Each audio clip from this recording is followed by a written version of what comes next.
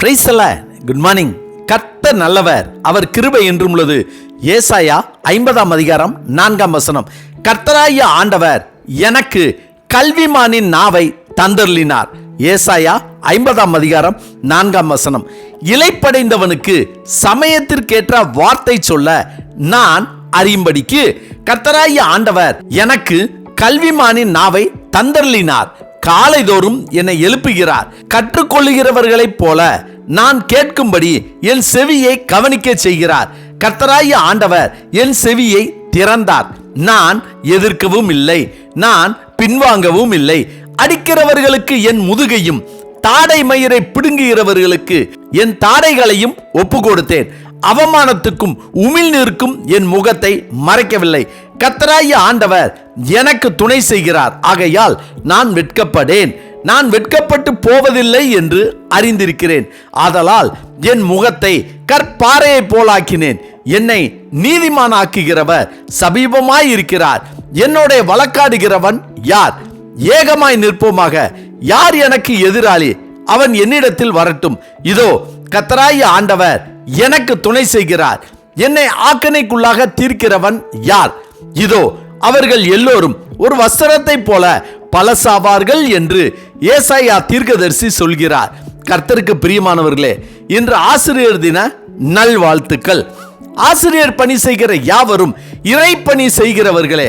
எனவே ஆசிரியர் பணி செய்கிற யாவருக்கும் அன்பான நல்வாழ்த்துக்கள். உங்கள் யாவருக்கும் கர்த்தர் ஏசாயா தீர்க்கதரிசிக்கு கொடுத்த கல்விமானின் நாவை கொடுக்கும்படியாக வாழ்த்துகிறேன், ஜெபிக்கிறேன்.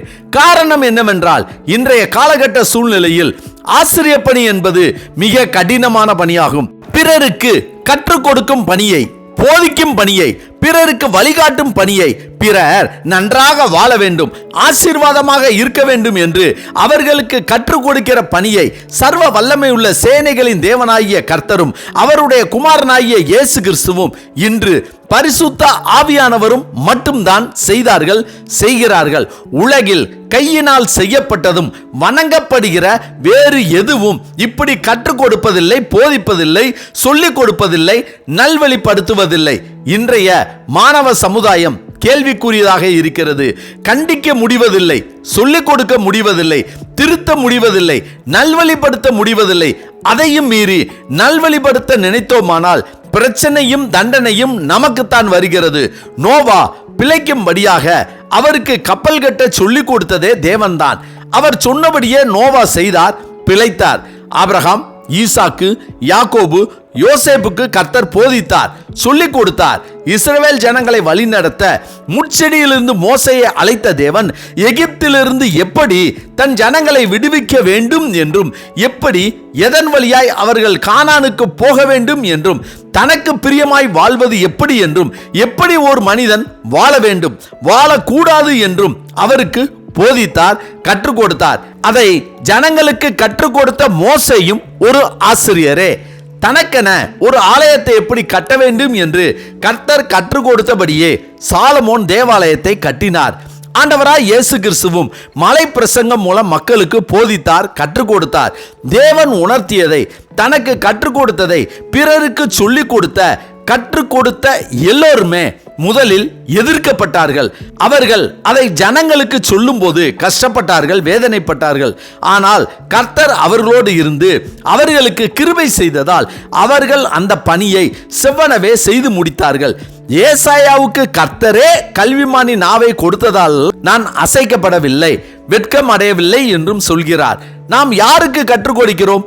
இளைப்படைந்தவர்களுக்கும் சோர்ந்து போனவர்களுக்கும் வளருகிறவர்களுக்கும் நன்மையான காரியங்களை செய்யும்படியாக, நன்றாக வாழும்படியாக அவர்களுக்கு கற்றுக் கொடுக்கிறோம். இதற்கு நமக்கும் கல்விமானின் நாவு தேவை. சேனைகளின் தேவனாகிய கர்த்தருடைய கிருபையும் தேவை. எனவேதான் ஏசாயா தீர்க்கதரிசி காலைதோறும் என்னை எழுப்புகிறார், எனக்கு கற்றுக் கொடுக்கிறார், நான் கேட்கும்படி செவியை சாய்க்கிறேன் என்று சொல்கிறார். நாமும் அதிகாலையில் எழும்பி அன்றன்று கற்றுக் கொடுக்கக்கூடிய கல்விமானின் நாவையும் அவருடைய பாதுகாப்பையும் கிருபையையும் பெற்றுக்கொண்டு நாம் பிறருக்கு கற்பித்தோமானால் பிரச்சனை இல்லாமல், கவலை இல்லாமல், வேதனை இல்லாமல் கர்த்தர் நமக்கு கொடுத்த கற்பித்தல் பணியை செய்து சமாதானமாய், ஆசீர்வாதமாய் வாழலாம். ஆமென். ஜெபிப்போமா?